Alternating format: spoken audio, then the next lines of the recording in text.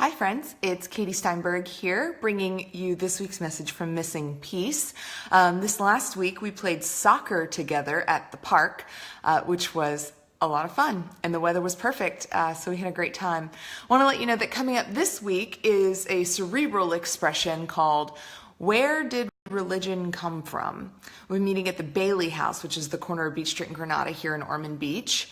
And the following week, we'll be meeting for something called kintsugi. It's the ancient Japanese art of fixing a broken piece of pottery by using gold leaf. So the idea is that in its brokenness, it's even more beautiful. So would love to invite you to that also back at the Bailey House, and that one will be on the 18th. But without further ado, here's this week's message from Missing Piece. As we engage with a physical human embodiment of our spiritual selves, I couldn't help but wonder about the most notorious human embodiment of the spiritual, Jesus. Because there are ways I think that Jesus gets idolized, meaning make an idol out of him, a non-living thing to worship that feels safe and in control.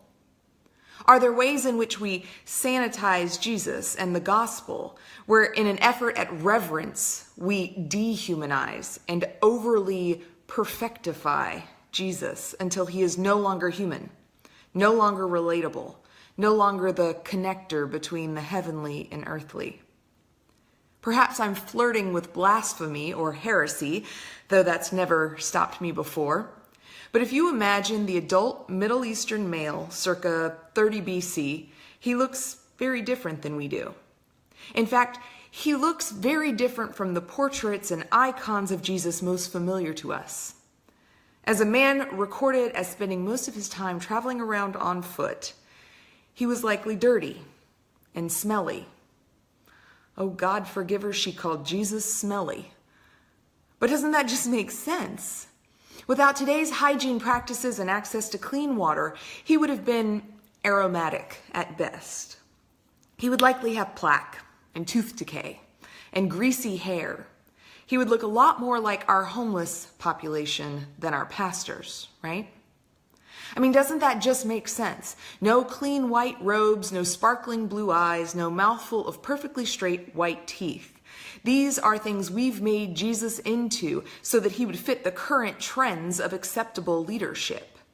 We have shaped Jesus in our image instead of allowing ourselves to be shaped in his.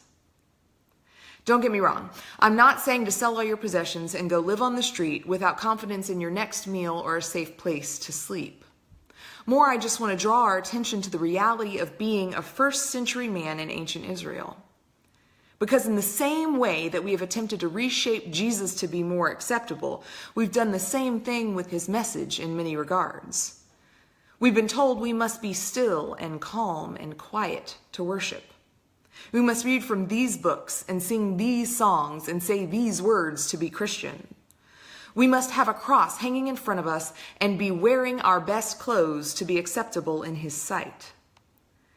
For these reasons and many others, I believe the drastic reduction in church membership is a widespread calling out of bullshit. We call out the sanitized, cleaned up, smoothed out version of the gospel we've been given. Instead, we beg for, nay, we demand the gritty, dirty, even smelly version that tells us this is real. We demand the raw, rebellious, unconventional, wave-making, authority-pushing, thumb my nose at the powers that be gospel that our deep, guttural, truest selves recognize and emphatically call out to. So we don't look like your average church folk, and we don't worship like your normal church, and we play and get sweaty and laugh, and all in the name of a smelly Middle Eastern man who did the same. And we're proud of it. Because regardless of if we fit with the cultural norms of what faith and Jesus and church and spirituality have told us they should be over the last 50 years, we have another 2,000 that tell us this faith is so very much more than the constructs our grandparents and their grandparents invented to help them worship. Instead, we will be like Jesus and walk like Jesus and reach people like Jesus, even if we can't recite his words or claim the theology of prim and proper that has tried to indoctrinate us.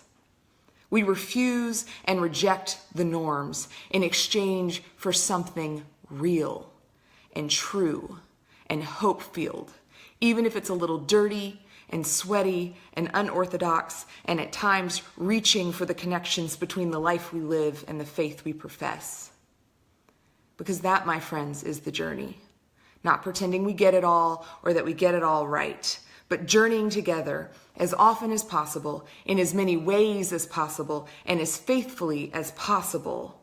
Because this thing is bigger than us, and certainly bigger than the beautiful steepled caskets we built for God. God will not be contained in your pretty boxes or crafted crosses or stone tombs. The God we come together to meet is open and free and alive and everywhere. And that's where we will seek, with unquenchable hope and love and confidence that we will also find in the homeless shelter and on the beach and in the garden and on the soccer field. Because if there is a God, that's where God will be. Alive and well alongside us, getting dirty, sweaty, laughing, and helping. Amen. So after that message this past week, we played soccer together, and we got a little dirty and a little sweaty and had a lot of fun doing it. As always, you're invited to join us sometime at Missing Peace in the flesh.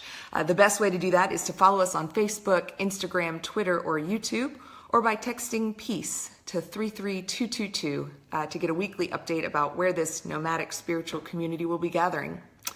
As a reminder, this coming week we'll be at the Bailey River Bridge, which is at the corner of Beach Street and Granada here in Ormond Beach. And actually we'll be back in that same location the following week as well, doing some different expressions and hopefully getting real.